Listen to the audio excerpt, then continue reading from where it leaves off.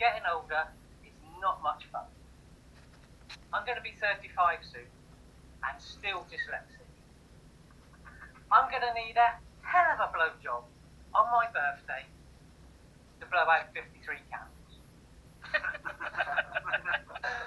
Like, can you still make a wish if you use a hairdryer? It reminds me of my brother's 6th birthday party.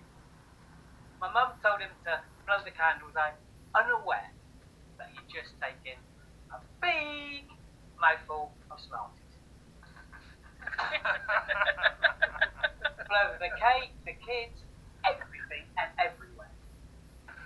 And that is how my brother helped invent Pebble Dash. Now, when I was younger, yes, I can actually still remember that, thanks. I was dragged up proper to be polite. Kicking and screaming admittedly, but I can always remember my dad saying it was rude to speak with your mouth full. One, because people don't like to see it, and two, pea shooters are far better things for kids to shoot food and stuff at. Now he's in his 80s, constantly talks with his mouth full, and it annoys the hell out of him. But you can't exactly send your dad to bed without his dessert. And I figured out the other day that actually, if he doesn't say what's on his mind when he's got a mouthful, he'll probably forget what he wanted to say. The fact that he keeps repeating it is still rather annoying though. And I just hope I don't get like him when I get to that age and speak with a mouthful. The fact that he keeps repeating things is still rather annoying though. Now, I'm not sure what the excuse was for my ex-wife, but sometimes she was so desperate to say something when she had a mouthful. She couldn't wait to swallow. And if it was food, she'd do this. And it usually happened when she wanted to tell me I was wrong. Which, as you can imagine, happened quite a lot. The fact that I couldn't understand half of what she was saying was just a bonus, really.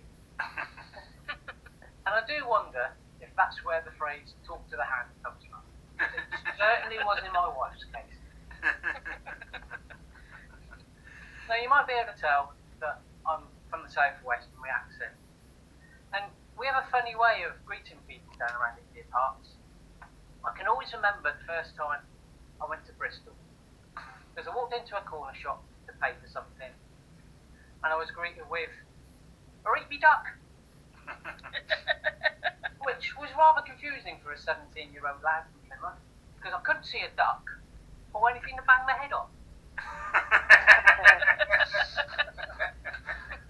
Sorry, where's the duck? Ah, that's how we greet people in this part, isn't it?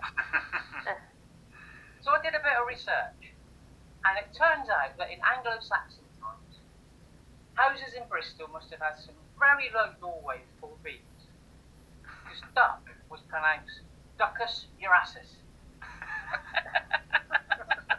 which, if you translate it, roughly means respect your head.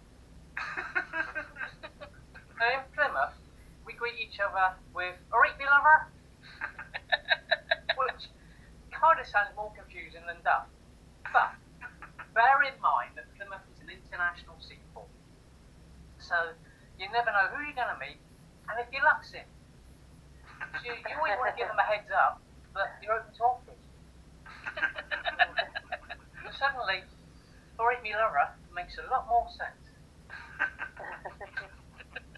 Now, I found out I got some Irish in me the other week. I've been drinking Guinness all day. I saw a post on Facebook the other week, and I wondered if anybody else had picked it up because it was for mind readers.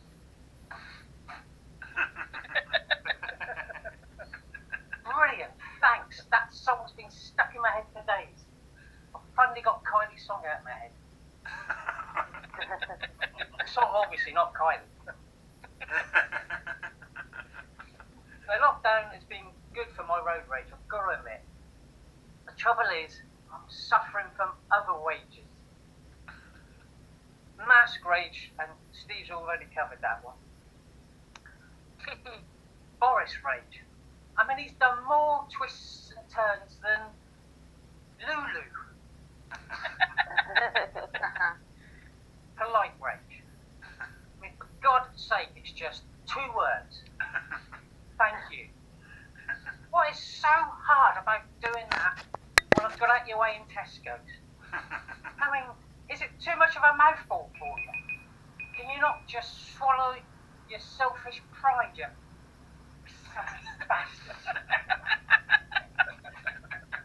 Well, rage. You like everything on bikes. Can you just let me know when you're coming? Pass me on your bikes. Ring your bells. Ring your bell. Ring your bell. Ring your bell. You're not in your BMW now, you arrogant wankers. And worst of all, scooter rage. Don't even push me on that one. Now, my therapist just thinks I'm raging, which made me feel really angry, almost bloody enraged. And I think I better go now. So, guys, stay safe. Don't get enraged. And I've been Keith Brokenshire. It's been a pleasure. Thank you very much. Yay! Give it up for Keith Brokenshire.